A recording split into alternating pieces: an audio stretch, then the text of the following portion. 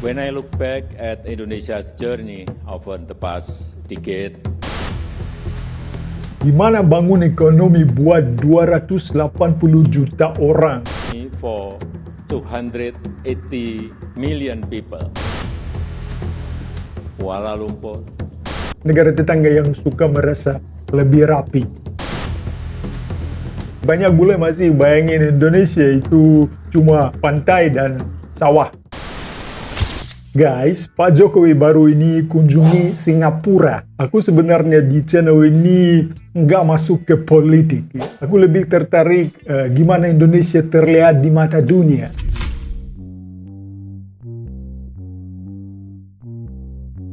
Dan hari ini aku mau ajak kalian ngulik pidato Pak Jokowi itu. Pidato ini menurut aku nunjukin Indonesia dari sisi yang paling keren guys. Nggak bikin ngantuk, cukup strategis, dan jujur tentang arah Indonesia ke depan.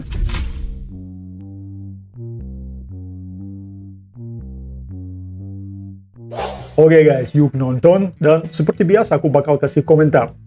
Let's go! when I look back at Indonesia's journey over the past decade, I see one clear lesson.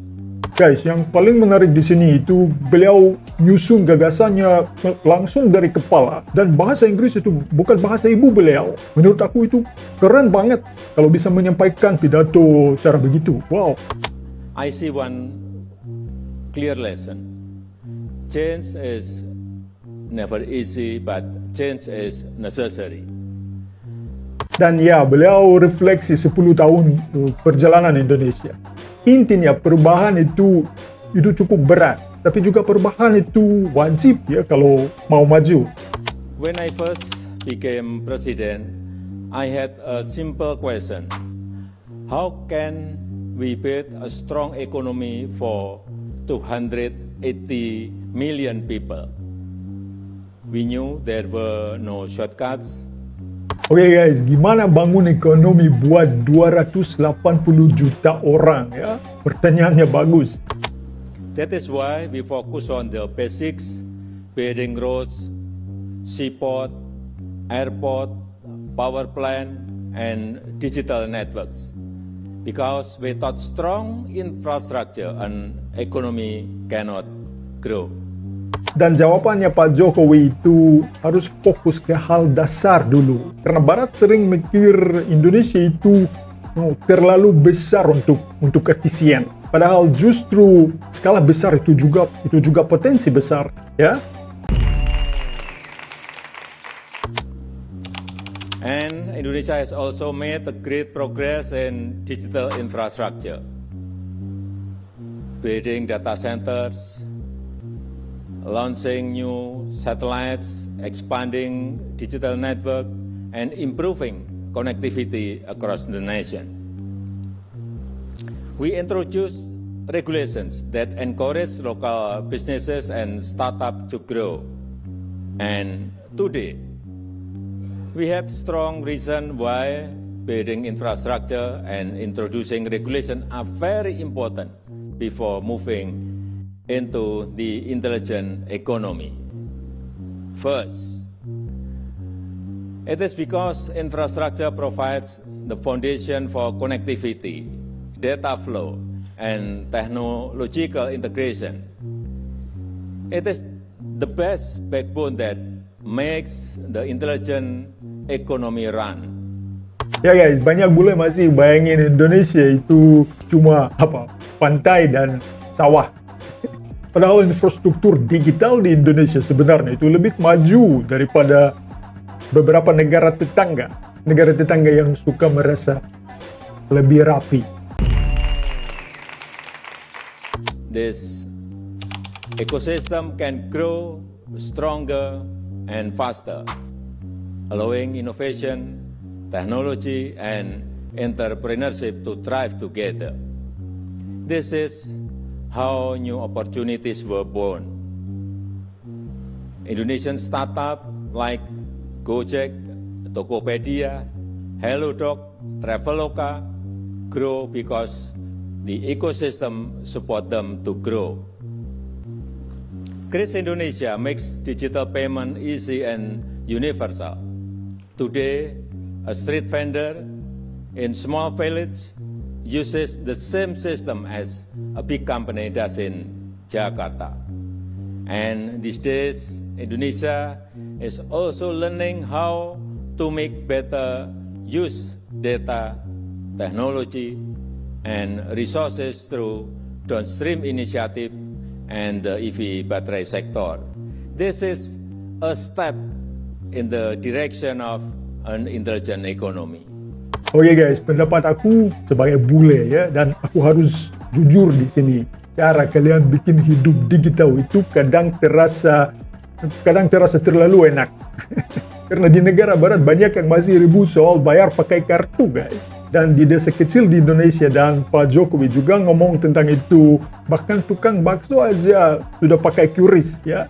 Dan itu bukan maju, itu udah kayak biasa. On the other hand, we ensure that our young people and our SMEs are trained with the digital and touch skill to thrive. And we also ensure that this growth is sustainable for our people and our planet. One more thing, Indonesia is a part of the global supply chains for electric vehicle batteries. For us, this is not only about economics. It's about building strong foundation for the future. This story shows one important thing. When the government builds the right foundations, innovation will follow. With all these efforts, together they form the ecosystem and foundation of Indonesia's new economy. And with this strong base, we are ready for the next stage, the intelligent economy. The intelligent economy is built on how well we use data and information, because data and information is not just power, it is capital. It is the new word that defines competitiveness and national strength. We know this is a process to collect, to analyze, and to apprise data and information to make the best decision and also to make a good policy. And for young generation, it is our responsibility to ensure they must understand AI and they study AI because the future is there. It is also time for us to redesign how human and machines build the future together from data and machine learning. The intelligent economy is not only about technology, it is about preparing people. Then, the other big question may arise in our mind. Will job opportunities disappear in the era of intelligent economy?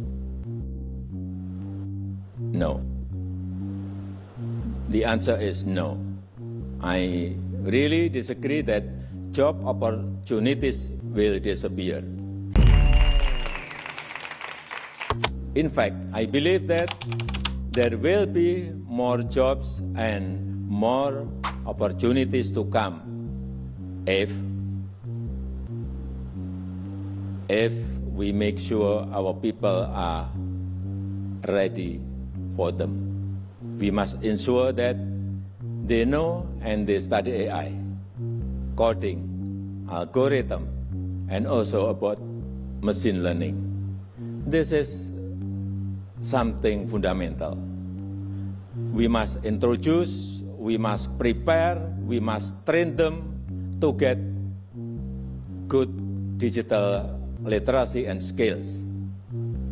That is why this is not only Indonesia's story, it is also the story of Southeast Asia. Across the region, millions of young people are building startups, Millions of small businesses are moving online. New unicorns are emerging. Southeast Asia is no longer just a market. It is becoming a global force. The next unicorn may not come from Silicon Valley or Shenzhen. It may come from Jakarta, Singapore, Bangkok, Kuala Lumpur, Manila, or Hanoi. Ladies and gentlemen, Indonesia's journey shows that transformation needs courage, persistence, and belief. We are not finished. We are still building. With strong foundation, innovation, and global collaboration, Indonesia and Southeast Asia will continue to grow in this new era. In this new era of economy, cooperation and collaboration are the key to run intelligent economy. And I believe that in this new economy, the intelligent economy, nations, companies, and societies that can integrate intelligence into governance, industries, and social system will grow better and faster. And I also believe that in the next 5 to 10 years, to 15 years, there will be a big humanoid robotic revolution. And there will be a big AI revolution. So, beware of this. Thank you. Oke guys, setelah dengar pidato Pak Jokowi itu ya, aku makin yakin Indonesia sedang berada di persimpangan. Persimpangan itu besar ya, tapi caranya negara kalian menghadapi masa depan itu jauh lebih matang daripada yang bule-bule di luar negeri bayangin. Kayak gitu guys ya. Terima kasih udah nongkrong bareng aku, bareng Romsov. Jangan lupa like, share, dan subscribe to the channel. Terima kasih dan sampai jumpa di video selanjutnya. Paka-paka.